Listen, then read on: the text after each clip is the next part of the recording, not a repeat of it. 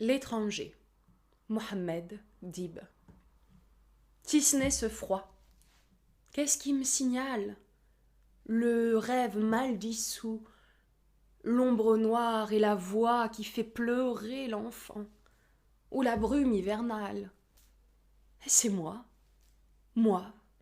l'importun qui vous barre la voie. Je ne suis mort ni vif, ailleurs est mon domaine. L'enfer du ferrailleur est moins que moi rongé, moins diffus, le retour inquiet d'une âme en peine. Le regard qu'on lui jette éloigne l'étranger. Il est une pâleur, il est une couleur, et sombre, et clair, un jour vague, entre chien et loup. Le croyez-vous? Je suis fait de cette douleur. Je viens d'ailleurs, que vaut l'objet qu'on porte au clou? Et voici que grandit en moi l'incertitude, que s'approfondit plus encore ma solitude.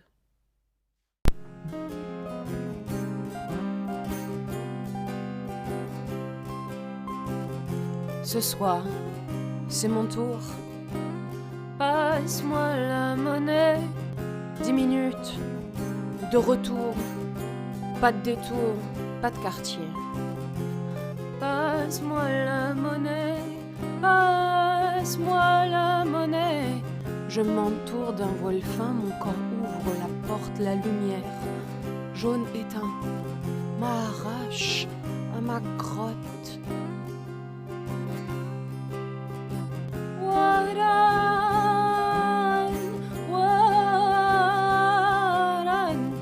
Waran me regarde, ya baba. Waran me surveille, t'inquiète pas. 10 minutes de retour, pas de détour, pas de quartier. Passe-moi la monnaie, passe-moi la monnaie. Le hanout n'est pas loin. Oui, 40 étapes pour 8, s'il te plaît. Assalamu alaikum, assalamu alaikum. Précaution surannée ou frisson des réalités suivies.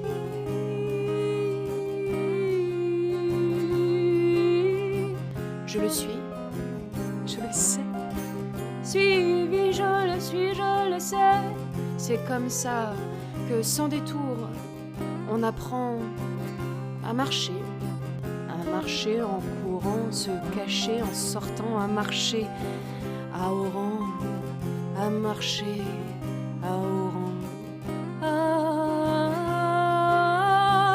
Waran, waran, waran, waran, me surveille, ya baba. Waran me regarde, t'inquiète pas. T'inquiète pas. T'inquiète pas. T'inquiète pas. T'inquiète pas, Babin. Passage du livre Le Polygone étoilé par Kateb Yassine. Coiffeur, toute la journée au salon, c'est le boudoir masculin de tout le boulevard à l'ombre d'un platane.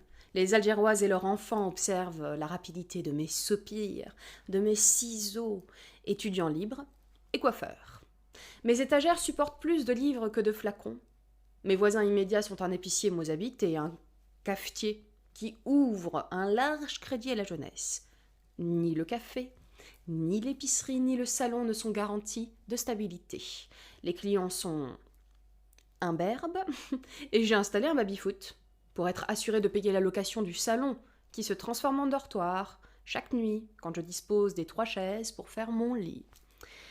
Mon patron est un ancien marin, plusieurs fois hajj. Au début, je comprenais pas pourquoi il m'invitait chez lui, il me parlait de ses filles nubiles. Les jours où ma fierté m'imposait quelques absences, ses envoyés spéciaux me ramenaient au logis. J'en arrivais, par jeu, presque, à manier ses peignes Il me confia la boutique. Depuis l'hiver dernier, il ne vient plus qu'une fois par mois pour encaisser la moitié de la recette. Il a marié sa fille aînée et ne me parle plus que des autres. Je ne conseille à personne la danse en rond du barbier. L'expérience m'a convaincu que l'agilité des doigts, si elle va de pair avec une conversation bien conduite, n'en épouvante pas moins le patient.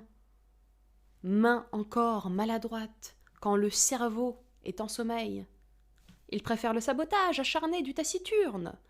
Dans les quartiers riches, on lui tend des revues pour couper les ponts. Le patron, entre deux coups de vent, il va droit au tiroir. « C'est tout ce qu'il y a ?» Je réponds pas. Il jette l'argent par terre. « Ramasse, ramasse ta misère et va-t'en !» Je prends mes livres en vitesse et je marche sur une pièce de 5 francs. Toujours l'argent.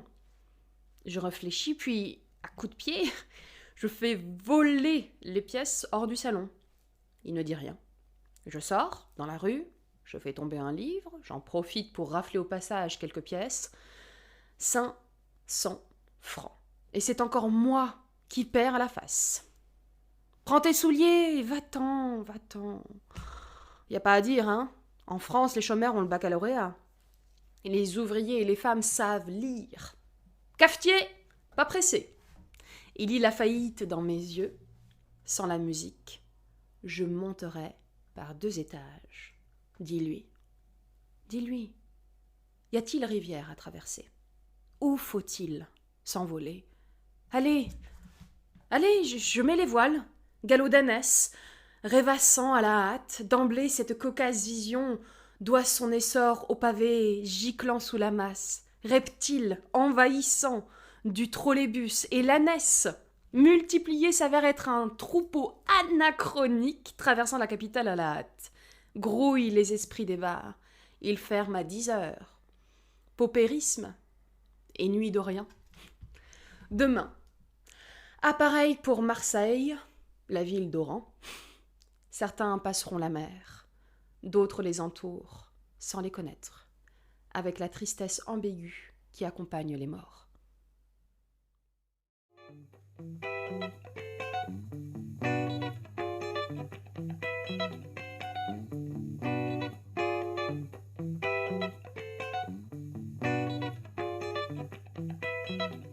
Voir aussi, voir perdu le fil, si dans le noir pousse les tours, et sous mes pieds la terre est telle qu'on croirait voir pousser des ailes.